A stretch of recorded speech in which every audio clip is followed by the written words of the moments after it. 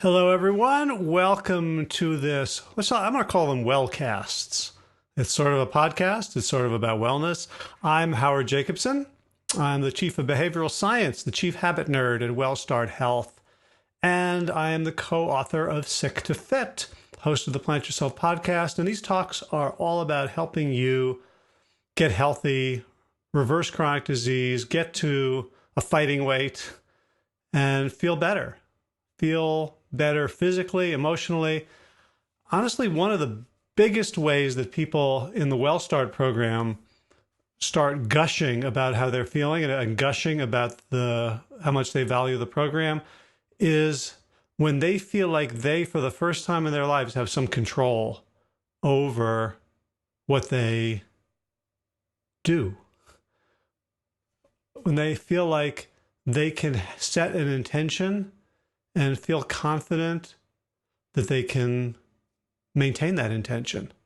When they feel like if they slip up, that that's not a death sentence to their plan, to their trajectory, but it's a learning experience. And to see people posting in the forum and sometimes emailing me directly with gratitude for that insight is a really meaningful thing. And I suspect that that's the crux of it for people, is this feeling like I have taken back control of my behaviors, of my habits from these forces that are within me. And so I thought they were me. And so I thought there was something wrong with me. Today, I want to talk about the game. And I'm listening these days to a workshop that was given by Alex Bloomberg, who's a National Public Radio reporter. He's worked on This American Life, Planet Money, and he teaches a course at Columbia on sort of podcasting, storytelling. So I took the online course at the suggestion of my buddy Peter Bregman, who said it was a great course, so I could get better at podcast interviews. And hey, Elizabeth, one of the things that he's talking about now is, I'm listening to the part about how to interview people. He says you want them to be a little bit uncomfortable. Like he's talking about asking a question, dropping a really good question into the space. And then he says, and then shut up. He says he didn't used to do that when he was a young radio guy. He would constantly want to fill the space because he didn't want there to be silence, because it would feel awkward and his guests would be uncomfortable. He says you want your guests to be a little uncomfortable, and I was expecting him to say, but not too uncomfortable. But what he said really shook me, because it was just this deep realization. He said, you want them to feel safe. And all of a sudden, I just understood the game that we're playing at WellStart Health and that we're playing at Sick to Fit. And that is, learn how to be safe and uncomfortable at the same time. Safe and uncomfortable. That's the game. That's the entirety of the game we're playing. Now, the pieces we play with are menu, movement, mindset, sleep, stress, social support. The details, the skills we can learn, but what the game is, what we are really focusing on in every aspect is learning how to be safe and uncomfortable at the same time. So let's define those two words so we can understand why people find it so hard to separate them. So safe means not at risk of harm, not at risk of things that could interfere. And let's go biologically, very crassly, with our, just our biology, survival, reproduction. So we don't want to be injured. We don't want to be dead. We don't want to be isolated from our tribe, right? So this is sort of basic biology, the biology of safety. And of course, we have circuits that are operating 24/7 that are safety circuits. It's like the in the submarine movie, the dwing, dwing, dwing, the little sonar ping going all around, and nobody pays it any attention as long as it keeps going dwing, dwing. But the minute it hits something, it finds the red October or something, whap, whap, whap, like now somebody pulls the alarm, everyone goes to their battle stations, high alert. What the heck is that thing? We have those safety circuits too. They're always running. And in people who are healthy, they are using very, very little energy. Why I have this in? I can hear myself. It's just that splash of blue is missing now. Here, have some blue. Right, so it's always operating in a healthy person. It's operating, but it's operating at a very quiet, quiescent level. And then when something in the environment makes it appropriate to raise our DEFCON level, to notice a threat, to back up, to move away from something, to move to a position of safety, to be prepared to defend ourselves, then it activates. And when the threat is over, we return to our baseline stasis of social engagement, friendliness, with this sort of, very low-level vigilance that has to be there all the time. Discomfort is, in an evolutionary sense, a really early warning sign of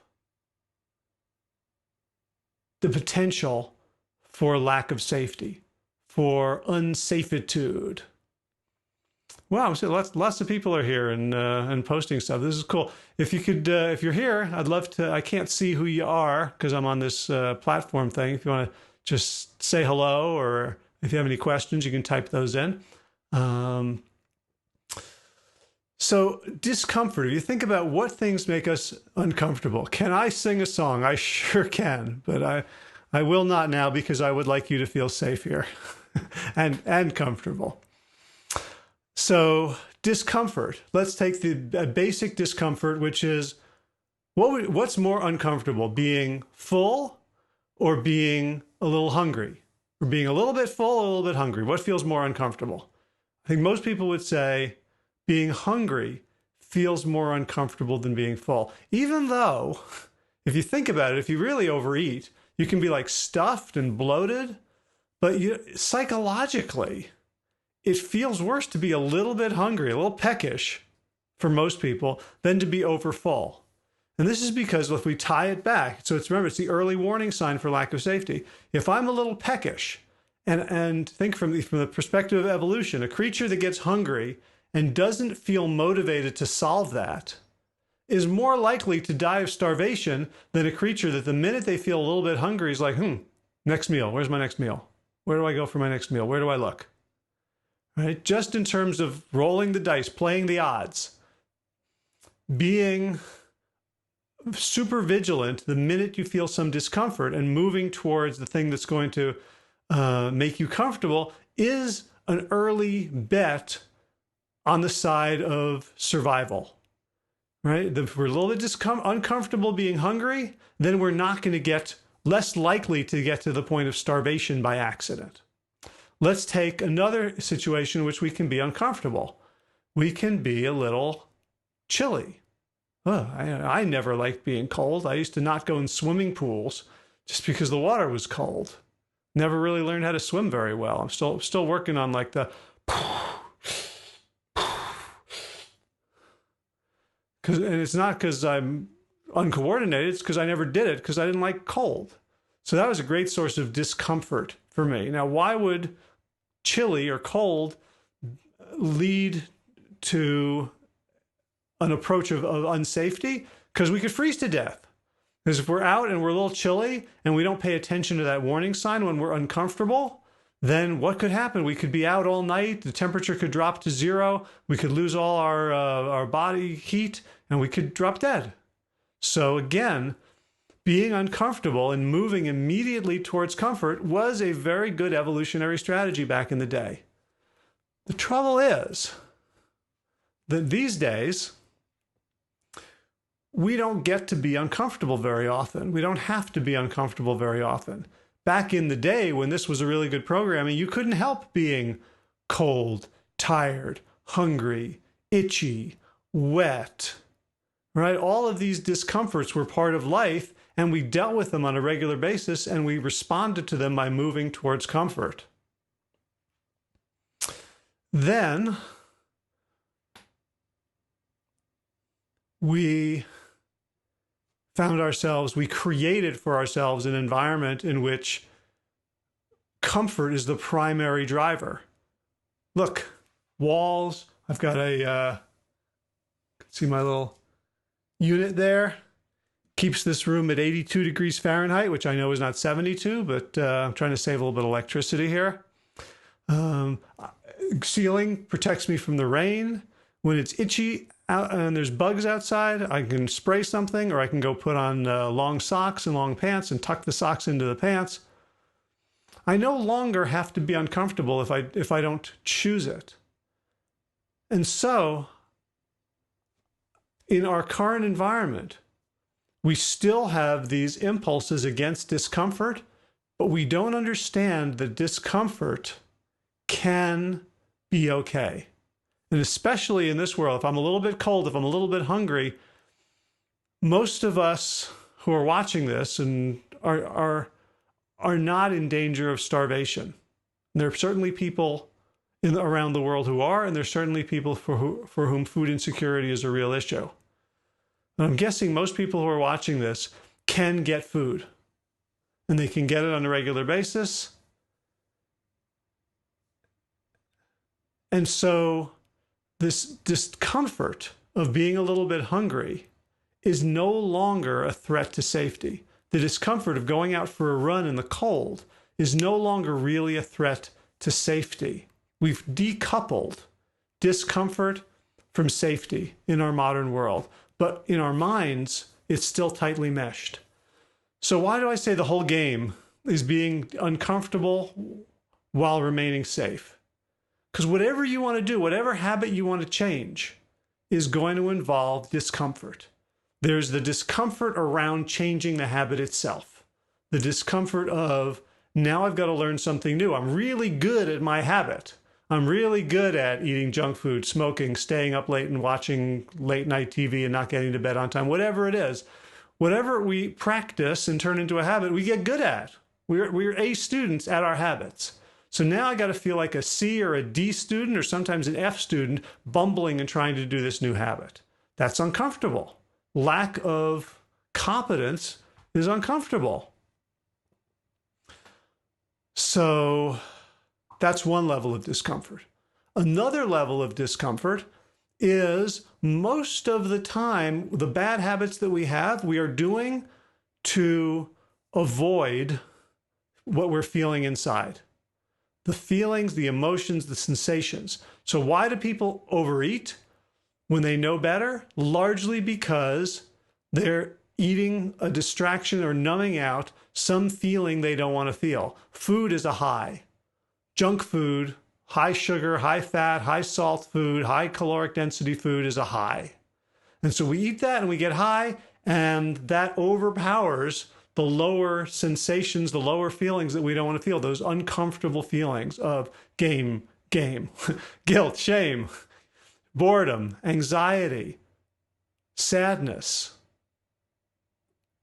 agitation, aggravation, judgment, all those things that we don't like roiling around in our insides. We get to eat our way out of them. Or we don't like the feeling of being out of breath. It's an uncomfortable feeling. And again, we can track discomfort. If you run yourself into the ground and you don't have any energy left to defend yourself or to go after food, and you're just wasting energy willy-nilly, that can be a threat to safety. But just going for a run, going for a long walk, climbing a hill, feeling your heart pounding and your lungs straining, feeling your muscles aching, discomfort no longer coupled with safety. And so we have to, if we want to win this game, understand that discomfort can exist along with a fundamental safety. And I can tell you this. I've been talking for 15 minutes now. I can tell you this till the cows come home. I can tell you this a million different ways. And you may be nodding your head and going, yes, yes, yes, that makes sense. I studied evolutionary biology, or just, this jives with what I think, or this makes a lot of sense. And yes, if only I could do it. You will not believe this until you do it, until you experiment. It's like a kid is terrified of looking under the bed because the monster's under the bed, and the adults keep saying, look, there's no monster under the bed. That's silly. No such thing as monsters. Parent gets down, looks under the bed and says, see, no monster. Parent pokes under the bed with a broom. No monsters. The kid will not believe it until the kid gets down, has the courage to peek under the bed and see, is there a monster or not? So that's why the game is experimenting with discomfort and realizing that you can be safe. You can be psychologically safe, even if you are experiencing negative emotions, even if you feel the worst shame that you could imagine, and it just washes over you and it feels horrible and paralyzing. To breathe through that shame and realize this unbearable thing is bearable. This awful feeling that I would do anything to avoid hasn't killed me. To practice, and we don't have to practice with like the worst shame we've ever had. We can practice with like a feeling of worry or anxiety on a scale of 1 out of 10, 2 out of 10, and just notice that we can feel it and live through it. That we are safe even as we are uncomfortable. That's the game. That's the game. And we then apply that game to all the different domains around food. Can I not overwhelm this negative feeling that is about to bubble up with some jollies, with shits and giggles foods? Can I sit with it? Around movement, I don't really feel like pushing it today, and I'm going to check in with my body. Is today a rest day, or am I just overprotecting myself, putting fences around fences around fences? And safety is a given, and I'm going to push myself past one of the fences. Around meditation, or I'm going to sit quietly. That's a very vulnerable place to be, to sit quietly, because all sorts of thoughts and feelings can come up, and we don't have all our normal distractions. We don't like play Candy Crush while the only game I know of, I'm sure there's newer ones, Fortnite or whatever. We don't play, games on our phones while we're meditating. We're just there, a little bit vulnerable, a little bit naked to the feelings that come from within us, to those sensations. And so to be willing to explore discomfort along with safety. And so in every domain in which we want to be healthier, every behavioral domain that we know will lead us closer to where we want to go, we want to play the game of, can I explore this discomfort and know that I'm really still safe? All right, I want to thank everybody for watching today. Thanks. Hello to India, to the folks who are watching from there. I feel very internationally recognized. Any questions, people can post them in the discussion. That would be cool. Otherwise, I'll be here all week. I do a Facebook Live, a wellcast every weekday. Often I have guests. Sometimes I'm by myself. I'm going to start doing some coaching demos. So if you're watching this and you would like to be coached and you are okay being coached in a very public place, you can just leave a comment or hit me up with a direct message either to the Plant Yourself page or on Sick to Fit, or email me, howard@wellstarthealth.com, and we can see if it would be a good fit to do a coaching call that other people can learn from and that you will hopefully get some valuable coaching from. All right. Thank you, everybody, for watching. Have a great day.